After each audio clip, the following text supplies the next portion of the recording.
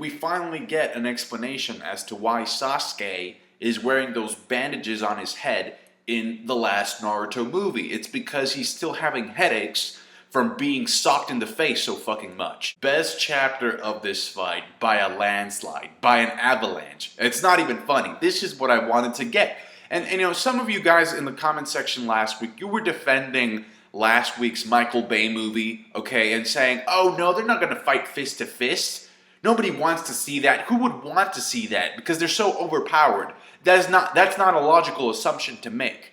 And then we get this beautiful chapter. People defending shit for the sake of defending shit. Anyway, when Sasuke said Indra's arrow is my most powerful technique, I was like, oh no. Do not dare and end this fight right here, Kishimoto. No, I was worried. The arrow clashes with the Rasen Shurikens and it creates a nuclear explosion in the sky. And you can kind of get a scale of the level of the explosion just by looking at the Madara and Hashirama statues and how little they look. Like, that shit is huge. And obviously lightning is thundering down from the heavens, from the explosion. I kind of wish that Sasuke would have used Kirin in the fight, but it's obvious now that that's not going to happen. Kakashi's able to withstand the leftovers from the blast by hiding behind some rocks, and I didn't see the sage there with him, so I guess he's gone, which is a good thing because he was getting kind of annoying. You know, good riddance, Hagoromo. Go fuck up some other brotherly lineage in some other universe. I like how we see these cocoons just blowing in the freaking wind, still attached to the fucking root. That could be very dangerous. Like, what if one of them detaches, and then when Naruto and Sasuke decide to save everybody, they open up the cocoon and it's like, oh shit. Like, this person didn't die because of infinite Tsukuyomi. They died because of a freaking brain injury because they fell thousands of feet to their death. Naruto and Sasuke fall down from the heavens and into the valley. And I'm thinking to myself, how the fuck did they survive that fall? Never mind, I just remembered a very valuable lesson from the Kaguya fight. Gravity doesn't mean shit in the Naruto world. The Hashirama and Madara statues lose their head thanks to the blast, and I'm like, gee, I wonder whose heads they're gonna use to replace them. Sasuke tries to use Amaterasu on Naruto, and this is so funny because Naruto just wipes that shit away. Like it's a booger on a tissue, just whoop, and then Sasuke says, oh, it doesn't function as a jutsu anymore, it's just a decoy, fuck.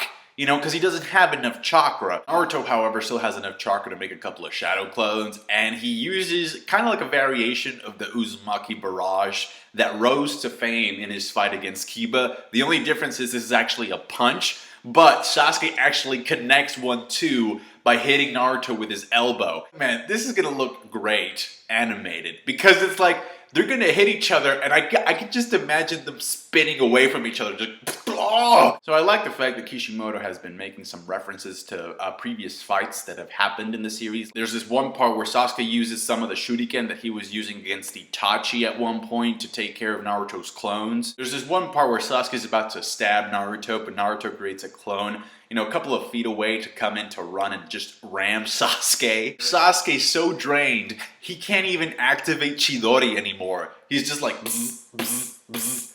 I need a charger. Does anybody have a charger, please? Just when you think Naruto's about to come in with a Rasengan to finish this mofo up, he falls and it's like, ugh, I can't do it either. Talk about building the freaking tension in a fight. This is what I wanted. Not some Optimus Prime, three-headed fucking Ninetales Pokemon going at it. So they end up saying, fuck the jutsu, and they just start beating the shit out of each other. Which I like, and it has nothing to do with it being violent, okay? It has more to do with the fact that it's part of the genre, okay? Of the shonen genre. And deep in my heart, like, I knew that this is what it needed to come down to. Just two dudes going at it, nothing but their kicks and fists. Just think back at the shonen fights that we've seen. You know, Vegeta versus Goku. Luffy versus Rob Lucci. Gon versus Neferpitou. They all, I mean, the epicness just heightens because of the usage of the common fist. Kishimoto does a pretty good job artistically at depicting the blows, you know, because we get a collage of the kicks landing and the punches landing, Sasuke and Naruto spitting out blood, and then we get a flashback in one of the sides. So it looks really good. Now, because I'm a Game of Thrones fan, I have to say the only thing that was missing was for Sasuke to bite Naruto's ear off. Just and just spit it in his face. Sakura wakes up, which is Kishimoto's way of saying that he's going to be using her to heal either Naruto or Sasuke, or both. For obvious reasons, though, the loser of the fight is going to need more medical attention than the winner.